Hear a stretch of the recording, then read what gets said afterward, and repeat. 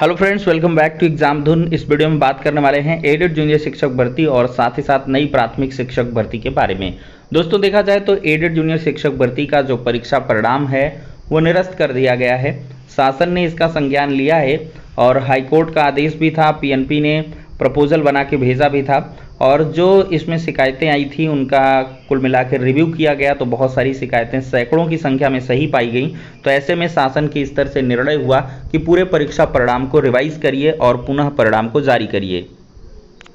यहाँ पर दोस्तों देख भी सकते हैं, संशोधित होगा एडेड जूनियर हाई स्कूल भर्ती में परीक्षा परिणाम। तो दोस्तों प्रमुख सचिव ने कॉपियों के पुनर्मूल्यांकन के जो आदेश हैं वो दे दिए हैं और यहाँ पर दोस्तों देखा जाए तो 571 कुल शिकायतें थी जिसमें 132 शिकायतें सही पाई गई हैं, जो कि एक बहुत बड़ा आंकड़ा होता है। फिलहाल शासन ने ओएमआर सीट का पुनर्मूल्यांकन कराते हुए नए सिरे से परिणाम जारी करने के आदेश दिए हैं।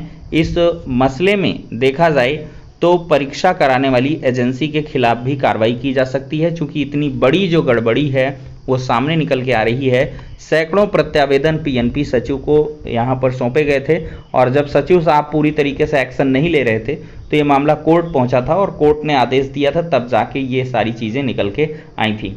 अब दोस्तों एक चीज़ तो स्पष्ट है कि एडेड जूनियर शिक्षक भर्ती विवादों में घिर चुकी है और ये प्रक्रिया अब लंबी खींचने वाली है। दोस्तों विज्ञापन से लेकर परीक्षा तक का सफ़र काफ़ी मुश्किलों भरा रहा है, क्योंकि इसका विज्ञापन पहले जारी नहीं हो रहा था। इसमें दोस्तों प्रबंध तंत्र काफ़ी मुश्किलें खड़ा कर रहा था, क्योंकि उसका ये कहना था कि पहले के तरीके जैसे साठगांठ करके भर्तियां होती थी उस प्रकार की हमको खुली छूट दी जाए, लेकिन योगी सरकार ने ऐसा किया नहीं और इसको एग्ज़ाम के ज़रिए ही पदों को भरने का जो निर्णय लिया और नियमावली में संशोधन किया। याचिकाएं भी की प्रबंध तंत्र ने, लेकिन कोई मतलब नहीं हुआ, सब इनफ्रक्चुअस रहीं, क्योंकि जो योगी सरकार का निर्णय था वो सराहनीय था और अच्छा कार्य हुआ था। लेकिन परीक्षा के बाद जब रिजल्ट जारी हुआ तब से यहाँ पर आंखों की जो नींदें हैं वो भाग गई थी छात्रों की। और क्यों न भागें, क्योंकि यहाँ पर सोशल मीडिया प्लेटफॉर्म पर 140, 45, 148 अंक के दावे किए जा रहे हैं और कई मार्कशीट वायरल हुई थी जिनके 135, 140, 145 मार्क्स दिखाई पड़ रहे हैं एडेड जूनियर शिक्षक भर्ती में। तो ये एक बहुत बड़ा विवाद का कारण बना और बहुत सारे छात्रों के मार्क्स भी बहुत कम हो गए थे। तो ये सारी चीज़ों को देखते हुए दोस्तों परीक्षा परिणाम तो निरस्त हुआ है। अब इस पर जो परीक्षा परिणाम है पीएनपी दोबारा से जारी करेगी, लेकिन इस दरमियान अगर बहुत सारी जो एजेंसी की भूमिका संदिग्ध दिखी और जांच इसमें और कायदे से हो गई और बहुत सारी अनियमितता पाई गई तो दोस्तों इस परीक्षा को निरस्त भी किया जा सकता है।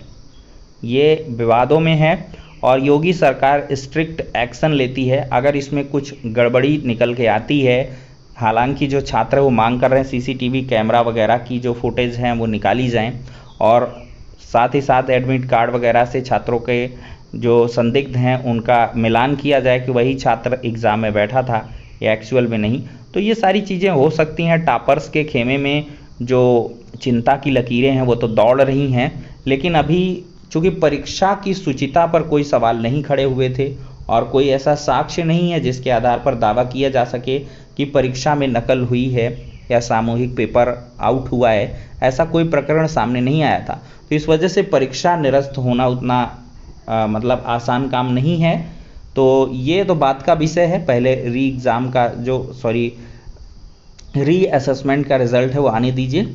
अब दोस्तों काउंसलिंग शेड्यूल की बहुत सारे छात्र बात कर रहे हैं, तो दोस्तों ये काफ़ी खिंच चुका है और जून माह में जो रिज़ल्ट है वो रिवाइज्ड रिज़ल्ट जारी होगा और आपका जुलाई लास्ट तक ही काउंसलिंग वगैरह का जो शेड्यूल है वो आ सकता है और इसमें पहले तो ऑनलाइन आवेदन लिए जाएंगे, इसके बाद से काउंसलिंग होगी, तो आपकी नियुक्तियां जो हैं वो अगस्त महीने में ही पॉसिबल हो पा रही हैं। अब दोस्तों हम बात करने वाले हैं नई प्राथमिक शिक्षक भर्ती के बारे में। दोस्तों इसकी जो उम्मीद है वो जग चुकी है। दोस्तों दो भय बताए जा रहे थे। पहला भय था कि ये ट्रांसफ़र के लिए है, तो वो भय ख़त्म हो चुका है, चूँकि नहीं आएगी नई तबादला नीति। इसकी जो पॉलिसी ना आने की स्थिति कर्मचारी संगठनों ने उठाई, ऑन रिक्वेस्ट तबादले की मांग, कुल मिलाकर मुख्यमंत्री कार्यालय जो भेजी गई थी फाइल, तो उस पर कोई निर्णय लिए बिना फाइल वापस कर दी गई है। ऐसे में उम्मीद कम ही है कि सरकार इस बार नई तबादला नीति को जारी करे। तो कुल मिला के तबादले नहीं होंगे, तो आखिरकार क्यों रिक्त पदों का आंकड़ा मांगा गया और जो सृजित पद हैं या स्वीकृत पद हैं और कार्यरत पद हैं उनका डिफरेंस मंगाया जा रहा है। तो अवश्य ही दो अब यहाँ से कारण बनते हैं। पहला, में भी ये प्रमोशन के लिए हो। अगर प्रमोशन का है तो आपको जून लास्ट तक क्लियर हो जाएगा। अगर प्रमोशन का कोई डेटा नहीं आता तो आप समझ लीजिए कि ये न्यू प्राइमरी टीचर वैकेंसी के लिए आंकड़ा मंगाया गया है और आपको जुलाई महीने तक नई प्राथमिक शिक्षक भर्ती का विज्ञापन देखने के लिए मिल सकता है। हालांकि जो पदों का आंकड़ा है सिर्फ अभी 12 जिलों ने भेजा है, 75 जिलों को भेजना है और ये 3-4 बार कम से कम मंगाना पड़ेगा, क्योंकि एक बार ये बेसिक शिक्षा विभाग है, इसमें एक बार में आंकड़े मिलते नहीं हैं, तो थोड़ा समय तो अवश्य लगेगा। लेकिन छात्र अब मांग शुरू कर दें, जैसे जैसे अपने ज़िले से आपका जो डेटा है वो जल्दी से जल्दी भेजा जाए, इसके लिए आप लोग BSA साहिबान से रिक्वेस्ट भी कर सकते हैं। और बाकी फिर देखिए क्या कुछ होता है, जो जैसा निकल के आएगा आपको अपडेट प्रोवाइड करेंगे। लेकिन आप लोग लगातार तैयारी भी करते रहिए, क्योंकि नई प्राथमिक शिक्षक भर्ती का जो विज्ञापन है वो जारी किया जा सकता है। क्योंकि नई प्राथमिक शिक्षक भर्ती को लेकर बहुत सारा विरोध हो चुका है, बहुत सारे सदन में जब से ये प्रकरण हुआ और जिस प्रकार से सार्वजनिक रूप से शिक्षा मित्रों को शिक्षक के रूप में जोड़ गांठ करके छात्र शिक्षक अनुपात को मेंटेन दिखाने की कोशिश की गई, तो उसका माहौल भी उड़ाया गया और ये कई सारे टीवी डिबेट में भी एक विवादित विषय रहा है। तो ऐसे में सरकार में भी एक नई भर्ती का ऐलान बहुत जल्द कर दे और ऐसे में आपकी तैयारी सटीक पहले होनी चाहिए। तो फिलहाल के लिए दोस्तों इस वीडियो में इतना ही, नेक्स्ट में मिलते हैं।